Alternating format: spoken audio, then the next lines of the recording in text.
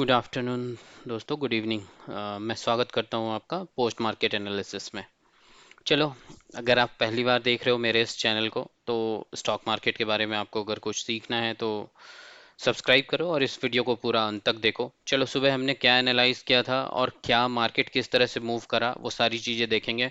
सुबह का ट्रेड लिया था, वो हमने एग्जिट करा, वो सही करा, सही डिसीजन था या नहीं था, सारी चीज़ें डिस्कस करते हैं वन बाय वन। पहले हम लोग निफ्टी में जाएंगे क्योंकि निफ्टी में हमने ये कॉल खरीदा था।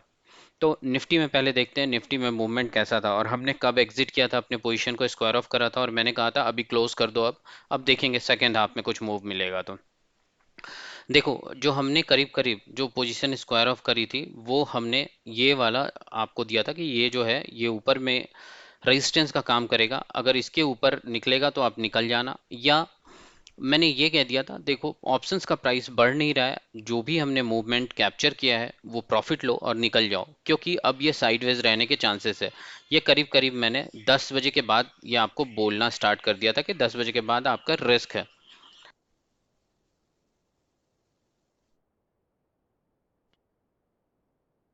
उसके बाद मार्केट आपने देखा बहुत देर तक ये साइडवेज रहा। एक जब मैंने ये दूसरी एंट्री दी थी इसमें हमारा एसएल लगा इसके बाद, और ये भी रिस्की ट्रेडर्स के लिए ही था।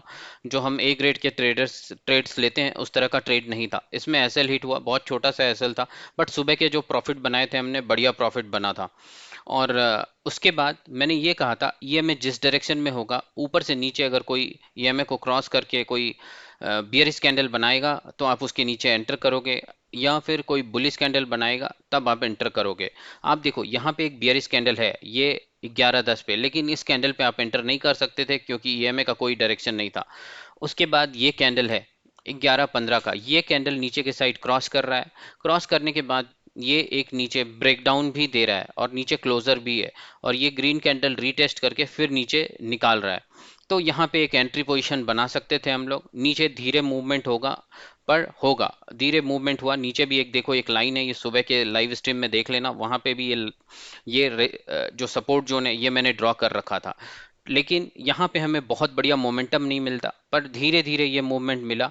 और मूवमेंट मिलकर हमें ऑप्शंस में अगर किसी ने यहाँ भी अगर सेल करा होगा पुट को तो उसे अच्छा खासा पैसा मिला होगा, बट स्लो मूवमेंट था, बहुत अच्छा ट्रेड नहीं मिल सकता था। लेकिन जब यहाँ पे आकर ये टाइम बिता रहा है और ये एक सबसे पहले बुलिश इनगल्फिंग पैटर्न बनाया, उसके बाद ये वाला जो कैंडल है 1:30 का जो कैंडल है, 1:30 के कैंडल पे ये बहुत ही अच्छा बुलिश कैंडल बनाया और ईएमए के ऊपर आकर क्लोज करा। अगर आप इसके ऊपर एंट्री लेते तो अच्छा खासा प्रॉफिट होता, 1:1 1:2 इजिली हो जाता। लेकिन बहुत ही अच्छा शार्प मूव हमें वन वे मूव नहीं मिला। वन वे मूव एक ही कैंडल में मिल रहा था, ये कैंडल है तो यहाँ पे वन वे, ये कैंडल है तो यहाँ पे वन वे। लेकिन आप इस कैंडल पे एंट्री कैसे लेते, कोई आपका कोई सिलेक्शन क्राइटेरिया, कोई ट्रेड में एंटर करने का क्राइटेरिया कुछ भी बन ही नहीं रहा था। तो ऐसे केस में आप एंट्री पोजीशंस बहुत छोटे क्वांटिटी से करते हो, छोटे ट्रेड्स करते हो। बट हाँ, सुबह का जो ट्रेड था हमारा बहुत सही रहा। Mid of the day sideways होगा वो भी सही रहा, हमने अपने पोजीशंस को स्क्वायर ऑफ करा वो भी सही करा। उसके बाद बहुत अच्छा मूवमेंट कहीं नहीं मिला। हाँ, आप जो ईएमए से नीचे आके क्रॉस करने की बात कर रहा हूँ, ये कैंडल जो है एक बार मैं फिर से रिपीट करता हूँ, 11:15 वाला कैंडल बहुत ही बड़ा कैंडल था, तो मोस्ट ऑफ द लोग इस पे एंटर नहीं करेंगे। बट ये जो कैंडल है 11:50 पे, ये बहुत ही अच्छा कैंडल बना और बहुत छोटा कैंडल था, तो लोग यहाँ पे एंटर कर सकते थे। 1:1 इजिली मिल जाता, स्कैल्पिंग हो सकती थी। फिर ये कैंडल आप देखो 12:30 का कैंडल, 12:30 पे तो मैं कहता हूँ कि उसके बाद आप ट्रेड ले सकते हो। 12:30 के कैंडल पे अगर इस कैंडल पे ट्रेड लेते तो 1:3 4 का आपको प्रॉफिट मिल जाता। लेकिन अब साइड में कुछ वैसा ट्रेड दिख नहीं रहा है। ये ट्रेंड रिवर्सल आपको इस कैंडल पे कंफर्मेशन मिल रहा है 1:40 वाले कैंडल पे, लेकिन इस पे आप एंट्री लेते तो फिर ये साइडवेज चल रहा होता और एसएल हिट होने के चांसेस ज्यादा थे, या तो प्रीमियम डीके होता और आपका लॉस हो जाता, तो यहाँ पे आपके पैसे नहीं बन सकते थे। हाँ, इन दो पे आपके ट्रेंड के साथ आप चले तो आपका पैसा बना होगा। और फर्स्ट पैसा तो फर्स्ट वाले ट्रेड में तो बना ही बना था हमारा। चलिए अब बैंक निफ्टी में देखते हैं क्या चल रहा है। बैंक निफ्टी में मैंने आपको क्लियरली इंस्ट्रक्शन दिया था, आपको ध्यान होगा कि चैनल में मूव करेगा। आप देखो सुबह का ट्रेड देखो, सुबह 9:35 9:30 के आसपास देखो, 9:15 में देखो ये चैनल के बॉटम को आया, टच करा, धीरे धीरे मैंने कहा था चैनल के टॉप तक जाएगा। 44,000 एक राउंड फिगर है, तो वहां पे एक इसका रेजिस्टेंस रहेगा। यहाँ पे प्रॉफिट बुकिंग हुई, थोड़ा टाइम बिताएगा, टाइम बिताया, ईएमए नीचे जाने नहीं देगा, ये सारी बातें मैंने लाइव स्ट्रीम में कही थी।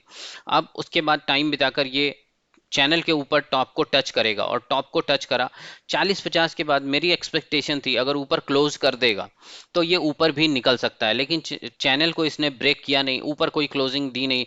इवन 44,050 के आसपास अगर क्लोजिंग एक दो बार दे देता कोई बुलिश कैंडल तो हमें मिल सकता था। ये एक बुलिश कैंडल बनाया, बट वो भी चैनल के टॉप तक नहीं पहुंचा था।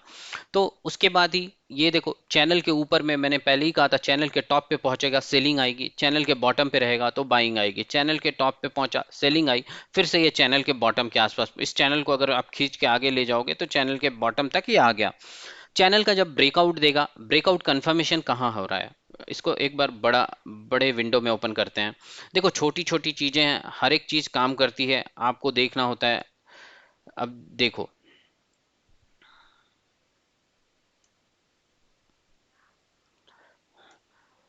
देखो चैनल के बॉटम से चैनल के टॉप तक गया, स्लो जाएगा, यहाँ पे एक रेजिस्टेंस मिलेगा, ये भी कहा था मैंने।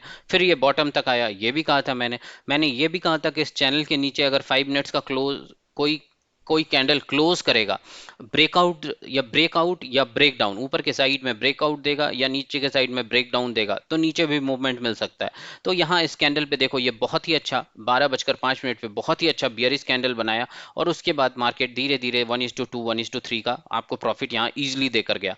उसके बाद फिर ऊपर गया नहीं, थोड़ा साइडवेज ही है। तो ऐसा ही मार्केट चला, ऐसे ही मार्केट को रीड करना होता है, कैंडल्स को रीड करना पड़ता है, चार्ट में बिहेवियर्स देखने पड़ते हैं, बायर सेलर्स किस तरीके से सोच रहे हैं ये आपको सोचना पड़ता है। कुछ बेसिक चीजें हैं जैसे support, trend line, resistance, EMA और चैनल्स, इन्हीं के बेसिस पे हम लोग ट्रेड लेते हैं बेसिक चीज़ों पे, और हमारा सक्सेसफुल ट्रेड होता है। तो ऐसे ही लर्निंग वीडियोस के लिए मेरे इस चैनल को सब्सक्राइब करें, वीडियोस को लाइक एंड शेयर करना तो बिल्कुल ही ना भूलें। Thanks for watching.